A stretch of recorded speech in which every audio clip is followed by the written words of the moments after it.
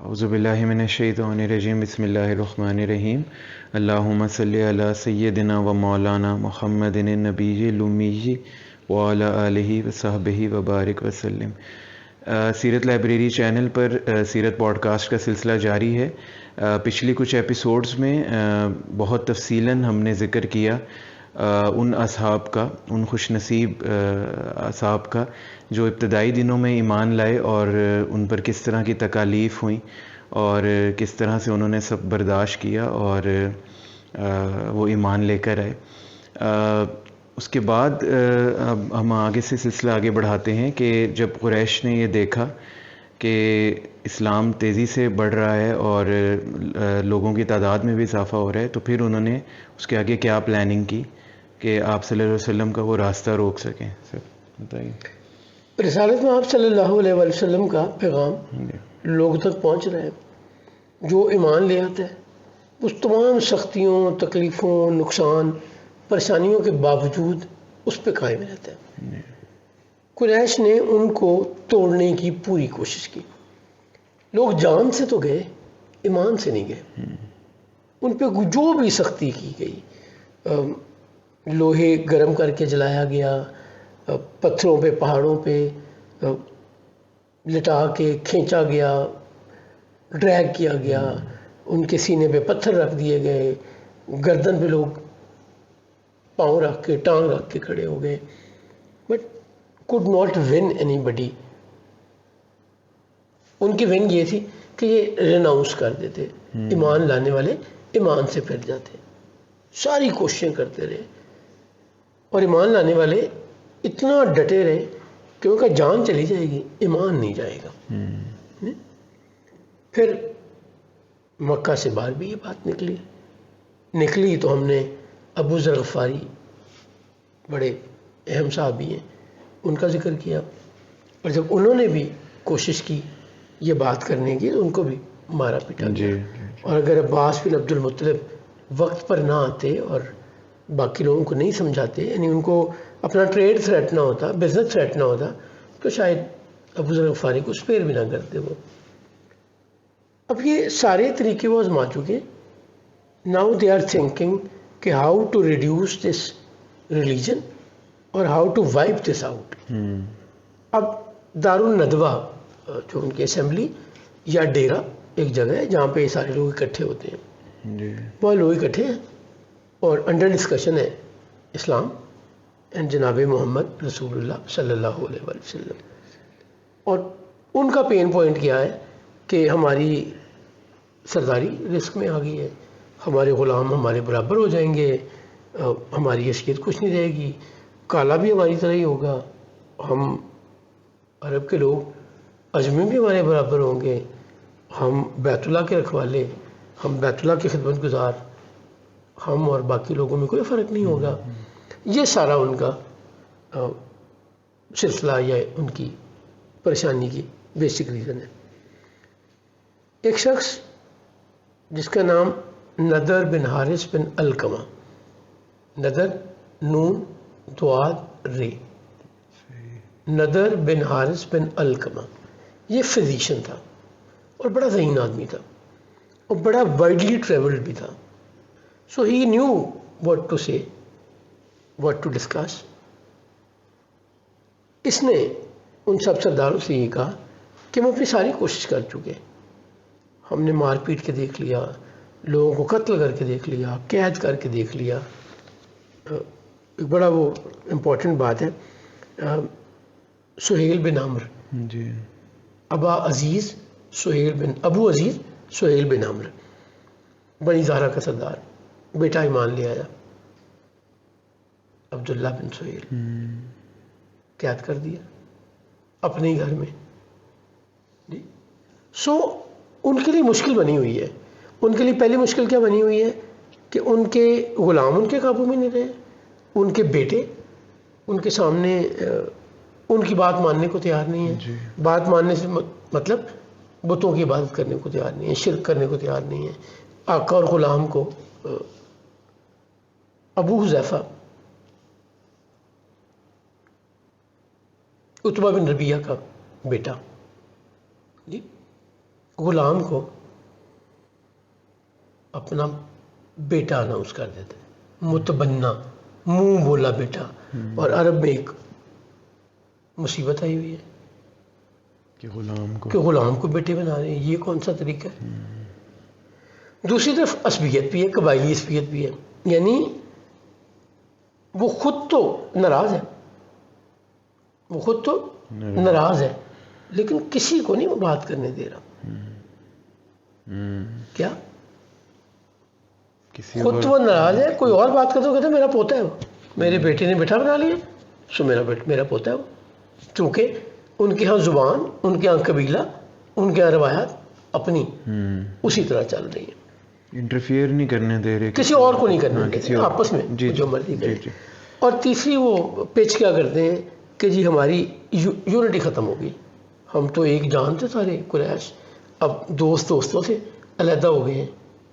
ابو بکر ابن ابو قحافہ ہمارا بڑا امپورٹنٹ ممبر تھا، اب وہ ہمارے ساتھ بیٹھتا بھی نہیں ہے. ناٹ ہم اونلی، مینی ادرس انکلوڈنگ رسول اللہ صلی اللہ علیہ وسلم ہمسیلف، پرومیننٹ، ایک بڑے عزت دار قبیلے کے انتہائی اہم رکن. سو وہ یہ ان کے لیے پرابلم ہے، اور ان کو کوئی سلوشن نہیں سوچ رہا کہ how to stop it, how to make it in our favour. Sir اس میں ایک چھوٹا سا سوال جی تھا، ضرور. اس وقت یہ ابو جہل لیڈ کر رہا تھا دارالندوہ کو یا یہ نہیں، اوور آل؟ دیکھیں پہلے تو دارالندوہ جو ہے نا اس کی اسپیکرشپ بنی عبد شمس کے پاس تھی. ہاں جی ادروائز 10-12 سردار تھے یا قبیلے تھے جو مل کے بیٹھتے تھے اسمبلی کی صورت میں. 40 سال عمر کی شرط تھی کہ اس سے کم ممبر نہیں ہو سکتا، ود دی ایکسیپشن کہ ابو جہل اور ابو لہب دونوں اتنے ذہین تھے کہ ان کو 30s میں ہی ایکسیپشن دے کے ممبر بنا لیا گیا اس دارالندوہ کا. ٹھیک. حارث بن علقمہ آئیڈیا کیا دیتا ہے؟ ہمیں پتہ ہے یثرب میں یہودی رہتے ہیں اور یہودی اہل کتاب ہے، تورات ہے ان کے پاس. اچھا، یہودی اس زمانے میں ایک پڑھی لکھی قوم تھی، اور دوسرے چونکہ الہامی کتابیں ان میں آتی نہیں، تو ان میں دین کی سمجھ، علم کی سمجھ باقیوں کے مقابلے میں عرب میں بہت زیادہ تھی. تو ہمیں کرنا یہ چاہیے کہ ہمیں یہودیوں سے رابطہ کرنا چاہیے صحیح، اور ان سے پوچھنا چاہیے کہ نبی کی پہچان کیا ہے. یہ قریشی نوجوان، ہاشمی نوجوان محمد بن عبداللہ صلی اللہ علیہ وآلہ وسلم نبوت کا دعوے دار ہے، تو کیا یہ سچا نبی ہے یا نہیں؟ اس کے لیے ہمیں مدد لینی چاہیے یثرب میں یہودیوں سے. باقی لوگوں نے کہا بڑی عقل کی بات ہے، درست ہے، ہم تو اس معاملے کو، نبوت کو، وحی کو، ان چیزوں کو نہیں جانتے، وہ جانتے ہیں. So let's do it. 2 لوگ سلیکٹ کیے گئے، عقبہ بن ابو معیط، جی عین کاف کینچی والا، بے ہے عقبہ بن ابو معیط، اور نضر بن حارث بن علقمہ. ان 2 لوگوں کو نومینیٹ کیا گیا یا ڈیلیگیشن بنایا گیا کہ یثرب جائیں اور جا کے یہودیوں سے مل کے آئیں اور ان سے پوچھیں کہ how to know whether Muhammad bin Abdullah is a genuine نبی اور ناٹ. ٹھیک ہو گیا. یہ 10-12 دن کا ٹریول کر کے مدینہ منورہ گئے، جو اس زمانے میں یثرب کہلاتا تھا، اور اپنے جو حلیف تھے ان کے پاس جا کے ٹھہرے. یہودیوں سے ان کی کوئی دوستیاں نہیں تھیں، دوستیاں ان کی عرب لوگوں سے ہی تھیں، اور تجارت تھی. یعنی ادھر سے سامان ادھر جاتا تھا، ادھر سے ادھر آتا تھا، یا گزرگاہ ہوتی تھی تو ایک دوسرے کی پروٹیکشن کا، وہی جو میں نے 2-3 سیشن پہلے بات کی تھی، ایک دوسرے کو وہ سپورٹ دیتے تھے. ان کے تھرو وہ یہودیوں سے ملے. نضر بن حارث نے انہیں اپنی پرابلم بتائی اور کہا کہ ہم آپ سے گائیڈنس لینے آئے ہیں، ہمیں بتائیے کہ ہم کیسے جج کریں کہ وہ نبی، نبوت کا دعوے دار سچا ہے یا نہیں. کیونکہ یہ لوگ مان نہیں نا رہے، یہ تو یہی سمجھتے ہیں کہ رسول اللہ خود سے یہ باتیں بناتے ہیں یا کہتے ہیں. یہودیوں نے کچھ سوال پوچھے ان سے رسول اللہ کے متعلق، انہوں نے جواب دیے. تو یہودیوں نے انہیں 3 سوال بتا کر بھیجا کہ یہ 3 سوال پوچھ لو، اگر وہ ان کا جواب دے دے تو سچا نبی ہے. اور اگر جواب نہ دے پائے تو اس کا دعویٰ ٹھیک نہیں ہے، پھر تم اس سے جو چاہو سلوک کرنا۔ صحیح۔ مقصد پورا ہو گیا۔ مقصد یہی تھا کہ ہم جائیں یہودیوں سے جا کے پوچھیں کہ وہ کیسے ہم جج کر سکیں گے کہ نبوت کا دعویٰ درست ہے یا نہیں ہے۔ ایک دفعہ پھر 10-12 دن کی مسافت اور واپس آئے ہیں۔ ایک دفعہ پھر دارالندوہ میں سارے اکٹھے ہیں، اور نضر بن حارث بڑی ایکسائٹمنٹ کے ساتھ بتا رہے ہیں، میں نہیں تم لوگوں کو کہتا تھا، ہمارے پاس سولوشن ہی اور کوئی نہیں۔ دیکھا فائدہ ہوا، ہمیں یہودیوں نے 3 سوال بتا دیے ہیں، اگر وہ 3 سوال کے جواب دے تو وہ سچ ہے، نہیں تو وہ سچا نہیں ہے۔ تو لیٹس گو ٹو ہم، let's go to Muhammad and ask these questions. ٹھیک، اور سوال وہ ہیں جن کا عرب میں رہنے والوں نے کبھی سنا بھی نہیں ہوا۔ تب آ گیا ایک ڈیلیگیشن رسول اللہ صلی اللہ علیہ وسلم کے پاس آ گیا جی، اور آ کے وہ تینوں سوال فلوٹ کیے کہ یہ 3 سوال ہیں، ان کے ہمیں جواب دے دیں، اور اگر آپ ان کے جواب دے دیں تو ہم مان لیں گے کہ آپ سچے نبی ہیں، اور اگر آپ نہ دے پائے تو پھر ہم پہلے بھی کہتے ہیں کہ یہ دعویٰ ٹھیک نہیں ہے۔ رسول اللہ صلی اللہ علیہ وسلم نے انہیں کہا وہ سوال کیا ہیں؟ وہ تینوں سوال انہوں نے ٹیبل کر دیے۔ رسول اللہ صلی اللہ علیہ وسلم نے کہا کہ میں تمہیں کل جواب دوں گا۔ صحیح۔ اب اگر کوئی دنیا دار ہوتا، اللہ کے حکم وحی کا انتظار یا اس کی گائیڈنس پہ چلنے والا نہ ہوتا تو اسے وہ کوئی نہ کوئی رسپانس میں جواب دیتا نا۔ نہیں، چلے دوسری آپشن دیکھ لیتے ہیں کہ ایک دنیا دار ہے، اس نے سوچا کہ میں ذرا یہ جو سوال انہوں نے کیے ان پہ غور کرتا ہوں اور ان کے جواب بنا کے دیتا ہوں۔ اگلا دن آیا، اب رسول اللہ صلی اللہ علیہ وسلم کا انتظار ہے اللہ کی مدد اور وحی کا۔ سوال میں نے کیا آپ کو بتایا کہ سوال وہ ہیں جن کے بارے میں عرب کے لوگوں نے سنا بھی نہیں ہوا۔ سنا بھی نہیں ہوا، جی۔ نہیں، سو کہیں سے مدد نہیں ہے کہ آپ سمجھیں کہ اس سے پوچھ لیں گے، اس سے پوچھ لیں گے۔ اگلے دن وحی نہیں آتی، دوسرا دن، تیسرا دن، اور اب قریشی سردار سر چڑھنے لگ گئے۔ نضر بن حارث بن علقمہ سب میں اپنی ٹور بنا رہے ہیں، میں نہیں کہتا تھا، ہم بھی کھپ رہے ہیں، پریشان ہو رہے ہیں، یہ صرف جانا چاہیے تو رات رکھنے والی قوم وہاں پہ آباد ہے یہودی، ان سے پوچھنا چاہیے۔ دیکھا کتنی آسانی سے مسئلہ حل ہوگا، میں نے تمہارا مسئلہ حل کر دیا، تم کچھ سمجھتے ہی نہیں مجھے۔ وہ جیسے اکمپلشمنٹ، اچیومنٹ یا کوئی بھی کرتا ہے۔